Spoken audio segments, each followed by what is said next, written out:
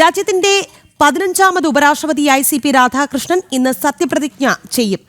രാഷ്ട്രപതി ദ്രൗപദി മുർമു സത്യവാചകം ചൊല്ലിക്കൊടുക്കും. രാവിലെ 10 മണിക്ക് രാഷ്ട്രപതി ഭവനിലാണ് ചടങ്ങ്. പ്രധാനമന്ത്രി നരേന്ദ്രമോദിയും കേന്ദ്രമന്ത്രിമാരും ചടങ്ങിൽ പങ്കെടുക്കും. വിവരങ്ങൾ നൽകാനായി ജിഷ്ണു കൃഷ്ണൻ തയ്യാറാണ്. Jishnu, good morning. ഇന്ന് 10 മണിക്കാണ് ഉപരാഷ്ട്രപതിയുടെ സത്യപ്രതിജ്ഞ. എങ്ങനെയാണ് ഒരുക്കങ്ങൾ?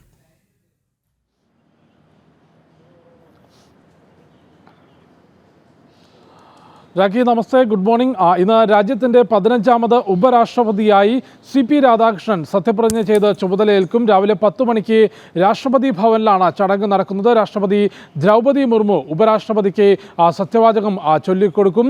ആ ചടങ്ങിൽ പ്രധാനമന്ത്രി നരേന്ദ്രമോദി, ആഭ്യന്തരമന്ത്രി അമിത്ഷാ തുടങ്ങി മുതിർന്ന കേന്ദ്രമന്ത്രിമാർ, കൂടാതെ ലോക്സഭയിലെയും രാജ്യസഭയിലെയും മുതിർന്ന അംഗങ്ങളെയും എല്ലാം തന്നെ സത്യപ്രതിജ്ഞാ ചടങ്ങിലേക്ക് ക്ഷണിച്ചിട്ടുണ്ട്.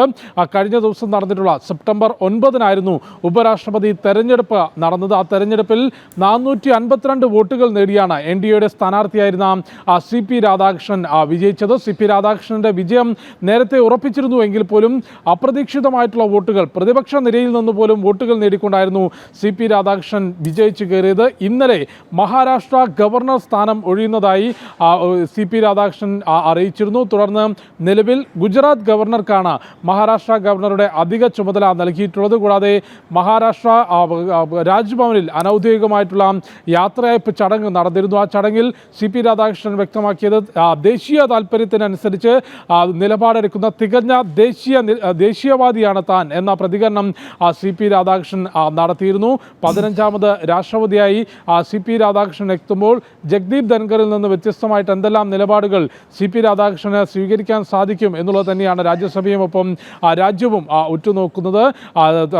തമിഴ്നാട്ടിൽ തിരുപ്പൂരിൽ ജനിച്ചിട്ടുള്ള CP രാധാകൃഷ്ണൻ ബാല സ്വയംസേവകായാണ് സംഘത്തിലൂടെയാണ് അദ്ദേഹത്തിൻ്റെ വളർച്ച. പിന്നീട് ജനസംഘത്തിലെത്തുന്നു. BJP രൂപീകരിക്കുമ്പോൾ BJPയുടെ പ്രധാനപ്പെട്ട നേതാവായി വരുന്നു. BJP ഇന്ന് കാണുന്ന ഈ ഒരു വലിയ രൂപത്തിലേക്ക് എത്തുന്നതിൻ്റെ തുടക്കകാലത്തിൽ 1998-ൽ തമിഴ്നാട്ടിലെ കോയമ്പത്തൂരിൽ നിന്ന് ലോക്സഭയിലേക്ക് തെരഞ്ഞെടുക്കപ്പെട്ട നേതാവാണ് CP രാധാകൃഷ്ണൻ. 99-ൽ ആ വിജയം ആവർത്തിച്ചു. 2004-ൽ തമിഴ്നാടിനെ സംസ്ഥാന അധ്യക്ഷൻ എന്നുള്ള രീതിയിൽ തമിഴ്നാട്ടിൽ BJPയെ നയിച്ചു. 2020 മുതൽ 22 വരെ 2 വർഷക്കാലം കേരളത്തിൽ BJPയുടെ പ്രഭാരി എന്ന രീതിയിൽ കേരള രാഷ്ട്രീയത്തിലും CP രാധാകൃഷ്ണൻ ഉണ്ടായിരുന്നു. പിന്നീട് ജാർഖണ്ഡ് ഗവർണർ, മഹാരാഷ്ട്ര ഗവർണർ, അതിനിടയിൽ തെലങ്കാനയിലെയും പുതുച്ചേരി ലഫ്റ്റനന്റ് ഗവർണർ എന്നുള്ളത് അധിക ചുമതല. അത്തരത്തിൽ മഹാരാഷ്ട്ര ഗവർണർ എന്ന ചുമതല വഹിക്കുമ്പോഴായിരുന്നു NDAയുടെ ഉപരാഷ്ട്രപതി സ്ഥാനാർത്ഥിയായി എത്തുന്നത്. ഉപരാഷ്ട്രപതി തെരഞ്ഞെടുപ്പിലും മികച്ച പെർഫോമൻസ് കാഴ്ചവെക്കാൻ CP രാധാകൃഷ്ണന് സാധിച്ചു. അവിടെയും പ്രതിപക്ഷത്തിനിടയിൽ വലിയ വോട്ട് ചോർച്ചയുണ്ടായി. കഴിഞ്ഞ ദിവസങ്ങളിൽ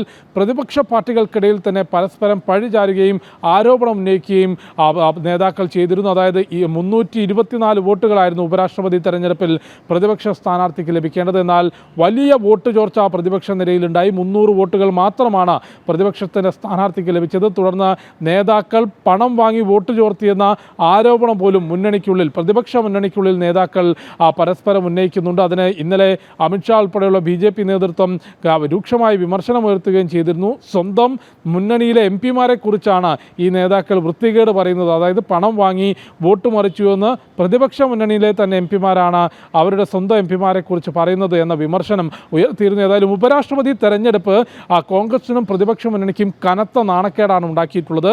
രാജ്യത്തെ ജനങ്ങൾ അവരുടെ കോൺഗ്രസിനെല്ലാം ലഭിക്കുന്ന വോട്ടുകൾ ചോരുന്നു എന്ന ആരോപണം ഉന്നയിക്കുമ്പോൾ സ്വന്തം പ്രതിപക്ഷ നിരയിലെ തെരഞ്ഞെടുക്കപ്പെട്ട MP-മാർ, മുതിർന്ന നേതാക്കളാണ് ബാലറ്റിലൂടെ ഉപരാഷ്ട്രപതി തെരഞ്ഞെടുപ്പിൽ വോട്ട് രേഖപ്പെടുത്തിയത്. ആ MP-മാരുടെ പോലും വോട്ട് ചോരാതെ സംരക്ഷിക്കാൻ കഴിയാത്ത നേതാക്കളാണ് ജനങ്ങളുടെ വോട്ട് ചോർച്ചയെക്കുറിച്ച് സംസാരിക്കുന്നത് എന്നാണ് BJP വിമർശനം ഉന്നയിച്ചത്. ഏതായാലും തെരഞ്ഞെടുപ്പ് കഴിഞ്ഞു, ഫലപ്രഖ്യാപനവും കഴിഞ്ഞു. ഇന്ന് 15ാമത് ഉപരാഷ്ട്രപതിയായി CP രാധാകൃഷ്ണൻ സത്യപ്രതിജ്ഞ ചെയ്ത് അധികാരമേൽക്കുകയാണ്. രാവിലെ 10 മണിക്ക് രാഷ്ട്രപതി ഭവനിലെ ചടങ്ങ്. രാഷ്ട്രപതി ദ്രൗപദി മുർമു സത്യവാചകം ചൊല്ലിക്കൊടുക്കും. പ്രധാനമന്ത്രി നരേന്ദ്രമോദി ഉൾപ്പെടെയുള്ളവർ ആ ചടങ്ങിൽ പങ്കെടുക്കും.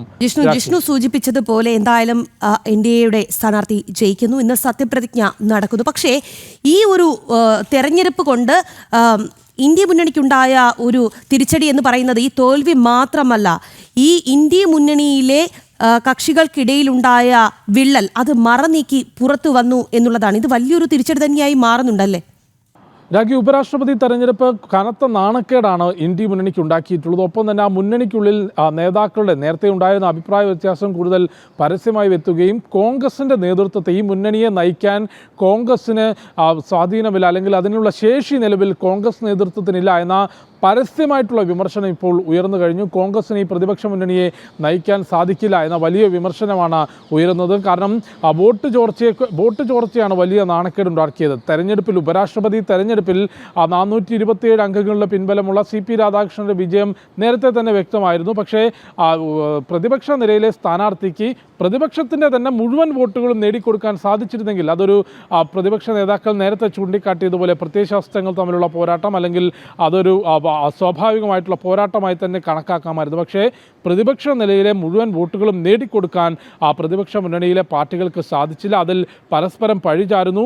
മഹാരാഷ്ട്രയിലും തമിഴ്നാട്ടിലെയും ഉൾപ്പെടെ പ്രതിപക്ഷ നിരയിലെ MP-മാർ CP രാധാകൃഷ്ണന് വോട്ട് ചെയ്തു എന്ന പരസ്യ ആരോപണം നേതാക്കൾ പരസ്പരം ഉന്നയിക്കുന്നു. ചില നേതാക്കൾ കോടിക്കണക്കിന് രൂപ വാങ്ങി വോട്ട് മറിച്ചു എന്ന ആരോപണം ഇന്ത്യ മുന്നണിക്കുള്ളിൽ തന്നെ അങ്ങോട്ടും ഇങ്ങോട്ടും നേതാക്കൾ വിശ്വാസമില്ലാതെ പരസ്പരം ഉന്നയിക്കുന്നു. ഇന്ത്യ മുന്നണിയുടെ തകർച്ചയ്ക്കും നേതാക്കളുടെ അഭിപ്രായ വ്യത്യാസത്തിനും ഒപ്പം നിലവിൽ രാഹുൽ ഉൾപ്പെടെ ഉന്നയിച്ചിട്ടുള്ള വോട്ട് ചോരി ആരോപണങ്ങളുടെ മുനയൊടിക്കുന്നതുമാണ് ഉപരാഷ്ട്രപതി തെരഞ്ഞെടുപ്പ് എന്ന കാര്യത്തിൽ യാതൊരു സംശയമില്ല. അത്തരത്തിൽ തന്നെയാണ് ദേശീയ രാഷ്ട്രീയം അതിനെ വിലയിരുത്തുന്നത്. സ്വന്തം MP-മാരുടെ വോട്ട് ചോരാതെ സംരക്ഷിക്കാൻ ശേഷിയില്ലാത്ത കോൺഗ്രസും പാർട്ടികളുമാണ് ജനങ്ങളുടെ വോട്ട് ചോരുന്നു എന്ന ആരോപണം ഉന്നയിക്കുന്നത്. അത് തീർത്തും ശരിയല്ല എന്ന നിലപാടിലേക്ക് BJP അതിനെ കൊണ്ടുചെന്നെത്തിക്കാൻ BJPയുടെ പ്രചാരണത്തിന് സാധിക്കുകയും ചെയ്തിട്ടുണ്ട്. അത്തരത്തിൽ ഉപരാഷ്ട്രപതി തെരഞ്ഞെടുപ്പിലെ തോൽവി കോൺഗ്രസ് ഉൾപ്പെടെയുള്ള ഇന്ത്യ മുന്നണിക്ക് കനത്ത നാണക്കേടും ക്ഷീണവും ഉണ്ടാക്കുന്നു. മുന്നണിക്കുള്ളിൽ പരസ്പര ആരോപണങ്ങളും അടിയും ഇതിനോടകം തന്നെ ആരംഭിച്ചിട്ടുണ്ട്. ഇതെല്ലാം ബീഹാർ നിയമസഭാ തെരഞ്ഞെടുപ്പിൽ